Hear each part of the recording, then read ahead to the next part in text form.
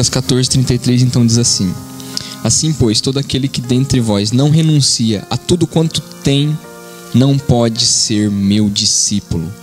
Não há maneira de ser discípulo de Jesus, um verdadeiro discípulo, sem renúncia. Então, Jesus, quando ele veio na terra, na verdade, ele veio nos dar esse exemplo de renúncia. Então, eu não vou pedir para vocês abrirem tudo, mas assim, em João 6:38 diz assim que eu desci do céu, Jesus dizendo, eu desci do céu não para fazer a minha vontade, mas para fazer a vontade do meu Pai. Então, João 8:28 e 29 diz assim: disse-lhes, pois, Jesus: quando levantardes o Filho do Homem, então sabereis que eu sou, e que nada faço por mim mesmo, mas falo como o Pai me ensinou. E aquele que me enviou está comigo, e não me deixou só, porque eu faço sempre o que lhe agrada. Glória a Deus. Jesus fazia sempre o que agradava a Deus. Ele não só obedecia, ele agradava a Deus. Em 2 Coríntios 8:9 diz assim que Jesus, sendo rico, se fez pobre, para que nessa pobreza nós fôssemos ricos. Glória a Deus. Olha, Jesus se fez pobre, ele abandonou toda a glória dele no céu para que nós tivéssemos alguma riqueza, para que nós fôssemos chamados filhos de Deus. Atos 9:6 então diz assim: mas levanta-te e entra na cidade, onde te dirão o que te convém fazer. Glória a Deus. Então, olha como que é a conversão.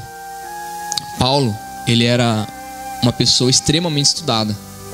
Ele era extremamente estudado. Ele é extremamente zeloso pelo caminho que ele escolheu, que era o judaísmo, sendo fariseu, da linha mais rígida que havia. E quando Jesus apareceu para ele para que ele se convertesse, ele deixou de dar ordens, porque ele tinha ido lá, ele dava ordem, ele mandava as pessoas, ele mandava os cristãos para a cadeia. Ele tinha esse poder. Mas quando Deus apareceu para ele e humilhou ele, porque a dependência e a humilhação estão muito ligadas, então o que aconteceu com ele? Deus disse assim para ele, Jesus disse assim para ele: vão te dizer o que te convém fazer. E daí chega lá um senhor, imagina agora você recebendo ordens de uma pessoa que você até então você veio para matar, você não concordava, e uma pessoa menos instruída que você, uma pessoa que é menos que você em posição, e agora ela começa a te dar ordens. Então Paulo teve que renunciar a toda a filosofia, toda a religião, tudo que ele sabia, tudo que ele conhecia, e entrar debaixo de uma renúncia. Então Deus faz isso conosco. Então Deus nos pede para renunciar tudo que nós sabemos, toda a nossa filosofia, todos os nossos conhecimentos. Paulo, tudo que ele sabia sobre Deus, ele teve que esquecer para aprender de novo e ser batizado. Ele matava quem estava seguindo a Jesus porque se batizava, porque não concordava. E agora ele mesmo teria que entrar no batismo. Ele teria que fazer isso. Então, Paulo foi humilhado dessa maneira. E isso é um exemplo para nós, para que nós venhamos a entender que nós também somos humilhados dessa maneira. Deus vai nos colocar pessoas para nos ensinar. E muitas vezes nós não concordamos. Nós não concordamos com essas pessoas. Porque nós muitas vezes temos uma posição muito mais alta, muito mais estudo, muito mais conhecimento, muito mais tudo. Só que Deus nos faz isso para humilhar, para que nós venhamos a ser discipuláveis, para que nós venhamos a ser servos, para que nós venhamos a aprender a humilhação mesmo. Porque só aquele que se humilha pode ser exaltado. Então nesse momento Paulo estava exaltado. Ele estava no controle da vida dele, no controle da vida de outras pessoas. E agora ele não tinha mais controle sobre nada. Então a renúncia faz com que nós venhamos a perder o controle completo da nossa vida. Então Deus usa homens para nos ensinar. Deus não vai descer aqui do céu de novo para nos ensinar alguma coisa. Então muitas vezes a gente quer aprender sozinho com Deus, mas Deus usa pessoas para nos ensinar. E a gente não vai fugir dessa regra, porque senão o nosso orgulho vai tomar conta de nós. E daí ele vai ficar lá, jaz à porta, né? Aí vai ser o orgulho, o pecado, querendo nos derrubar. Em 1 Timóteo 6:8 diz assim: tendo sustento e com que nos vestir, estejamos contentes. Tem coisas que nós queremos, que são sonhos. Eu quero uma casa própria, eu quero um carro zero, mas eu não preciso disso. Se eu tenho com que me vestir e tendo que comer, eu tenho que estar contente. Porque Deus nos prometeu prosperidade. Mas como que Ele vai te dar grande se você não está contente com pouco? Porque se você for fiel no pouco, Deus vai te colocar no muito. Mas quando a gente não é fiel no pouco, quando a gente não está contente com o pouco que Deus nos deu já, Ele não vai poder nos aumentar em nada. Buscar primeiro o reino de Deus e a sua justiça. O resto vai ser acrescentado. as coisas que nós precisamos será acrescentado na nossa vida. Glória a Deus. Marcos 8:35, também é muito conhecido. Jesus disse assim: quem quiser salvar a sua vida, perdê-la-á, mas quem perdê-la por causa de mim e do evangelho, salvá-la-á. Lucas 18:29 e 30 diz assim: respondeu-lhe Jesus: em verdade vos digo que ninguém há que tenha deixado casa, ou mulher, ou irmãos, ou pais, ou filhos, por causa do reino de Deus, que não receba no presente muitas vezes mais, e no mundo por vir a vida eterna. Glória a Deus. Então hoje nós vemos pastores muito ricos, mas o que eles renunciaram no começo do ministério deles? Será que a gente tem ideia? Então eles renunciaram a um salário de R$1.000. Só que o que dá isso 100 vezes mais hoje? Então hoje eles estão ganhando quanto? Mas quanto que eles renunciaram? Então a palavra de Deus é verdade. A palavra de Deus é verdade. Muita gente fica achando assim: mas é porque ele está fazendo coisa errada. Não, a palavra de Deus diz isso. Se você renunciar até 100 vezes mais nessa vida, porém com perseguições, que é o que acontece. Quando um verdadeiro cristão começa a prosperar demais, já fala que ele está fazendo coisa errada e começa a perseguir. Então, não é bem por aí. Existe sim uma base para se ser próspero, mas tem que ser por amor ao reino de Deus.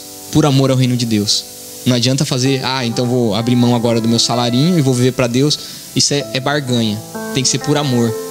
Então existe uma renúncia, e a renúncia traz bênção. Abraão, ele recebeu o título de pai da fé, e foi exatamente isso que ele fez.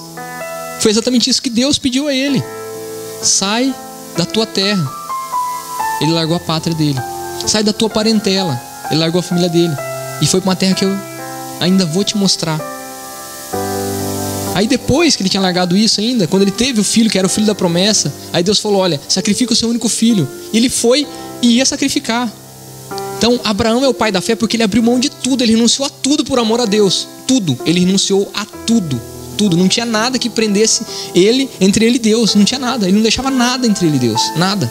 E é por isso que ele recebeu o título de pai da fé. Em João 3:27 diz assim: o homem não pode receber coisa alguma se do céu não lhe for dada.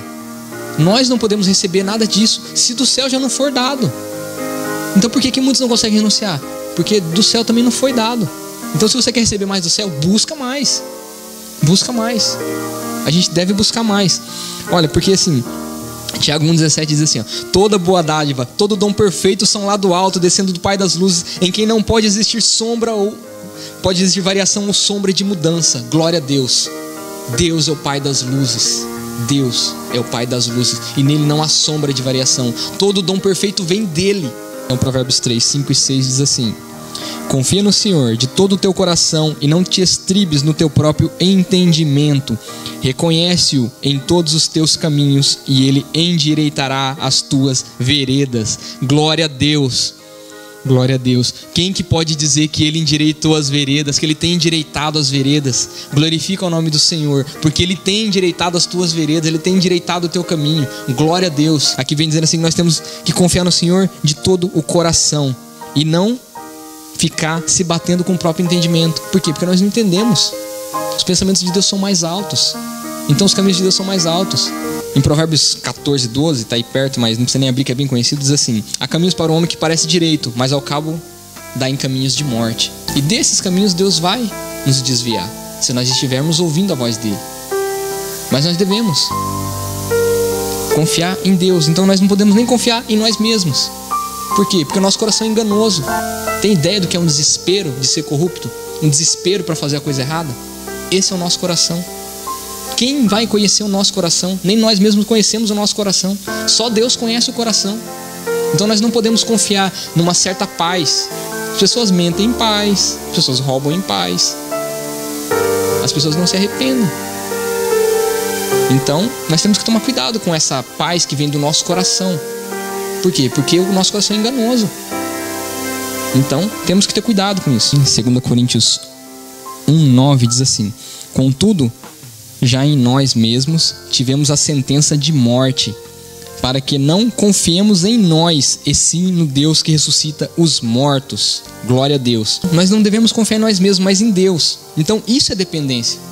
É não confiar mais no nosso conhecimento somente, não confiar mais nas nossas capacidades somente, mas confiar em Deus, que Deus está no controle de todas as coisas.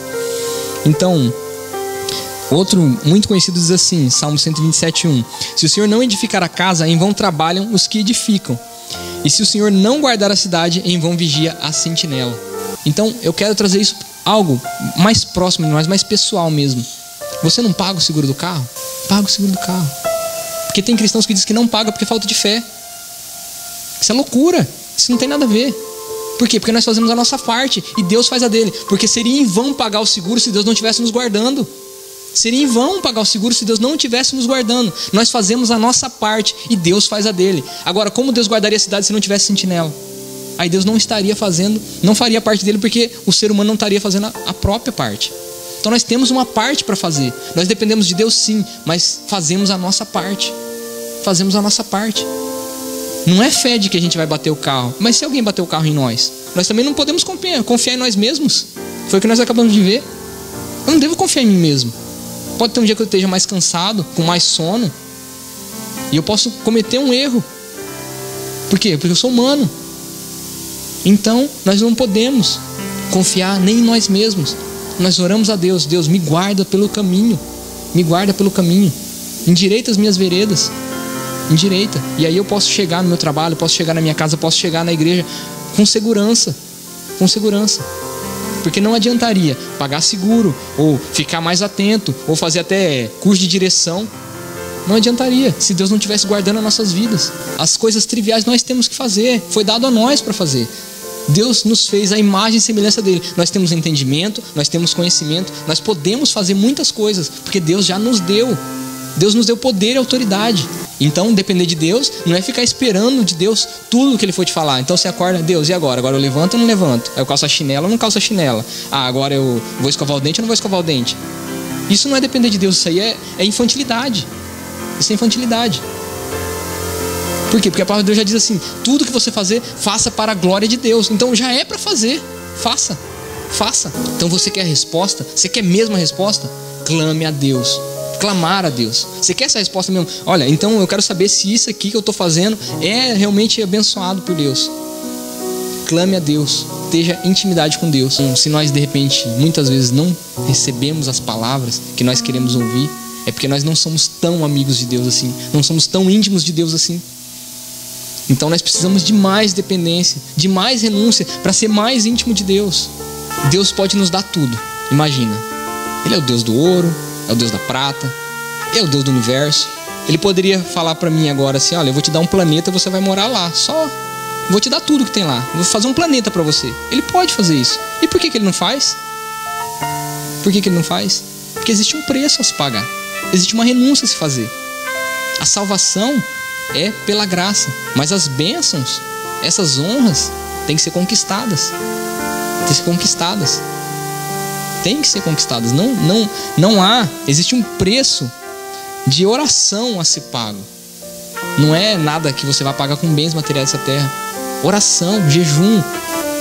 Atos 16, do 6 ao 10, eu vou ler rapidinho.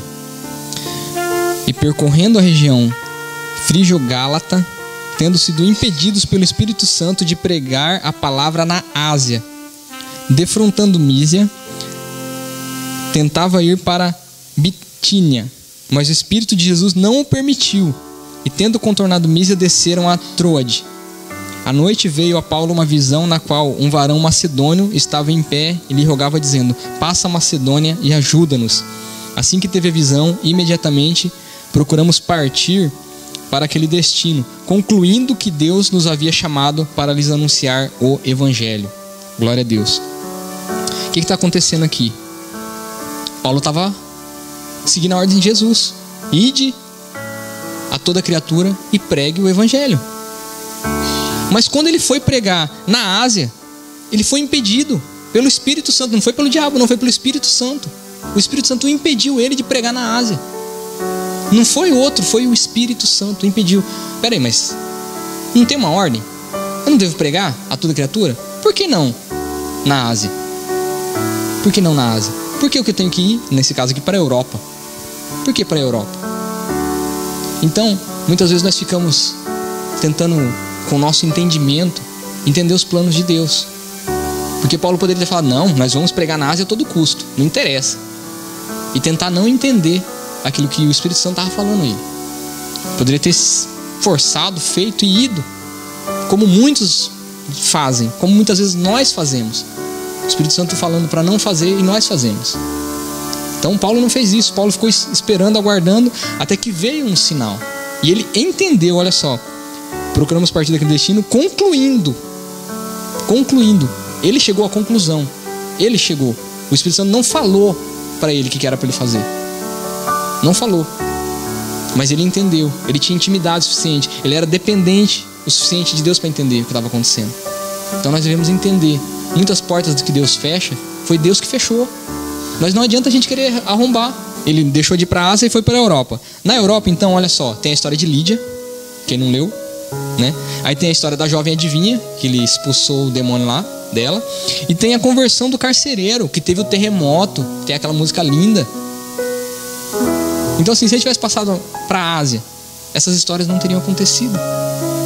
Então Deus tem uma agenda, Ele tem um plano, Ele tem algo preparado. E não adianta a gente querer, porque os planos de Deus não são frustrados. Os planos de Deus não são frustrados. Deus vai fazer segundo aquilo que Ele quer. Não adianta a gente querer bater o pé, fazer birra ou qualquer outra coisa. Deus vai fazer do jeito que Ele quer. Nós devemos depender de Deus e renunciar, porque a vontade de Paulo, pode ter certeza, era ir para a Ásia. Era o que ele queria. Mas existem caminhos que para o homem parece ser correto, mas ao passo são caminhos que dão à morte. Talvez se ele tivesse ido para a Ásia, Deus não poderia ter livrado ele da morte lá, porque ele estaria em desobediência, e daí ele teria morrido, o ministério dele acabado. Então, existem caminhos que parecem ser certos, porque Paulo estava obedecendo. Entenda isso aqui é muito importante. Nós podemos errar com o respaldo bíblico. Nós podemos errar com o respaldo bíblico. Paulo estava querendo ir para a Ásia, por quê? Existia um respaldo para ele. Olha, vai e pregue a toda criatura. Na Ásia, na Europa, qual que é a diferença? Então, estou fazendo a vontade de Deus. Mas não era para ir para a Ásia naquele momento. E depois o evangelho foi para a Ásia. Depois você vê que Paulo esteve em Éfeso e assim e tal. Então, existe. Por quê? Porque nós somos falhos. Nós não podemos confiar em nós mesmos. Devemos depender de Deus. Toma a decisão, porque é isso que nós somos chamados. Olha, você tem fé? Então Deus vai nos abençoar.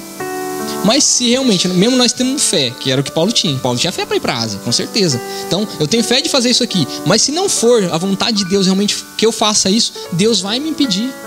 O Espírito Santo vai me impedir de fazer, mesmo que eu tenha fé para fazer, mesmo que eu tenha decidido fazer. Nós não temos que entender para obedecer. Nós não temos que concordar. Nós não temos que querer obedecer. Simplesmente obedecer. Porque talvez Paulo chegou nessa situação e falou assim, olha, eu não quero obedecer. Eu não estou entendendo por que obedecer. Não entendo o motivo, não entendo a razão. Mas obedeceu. Entendeu.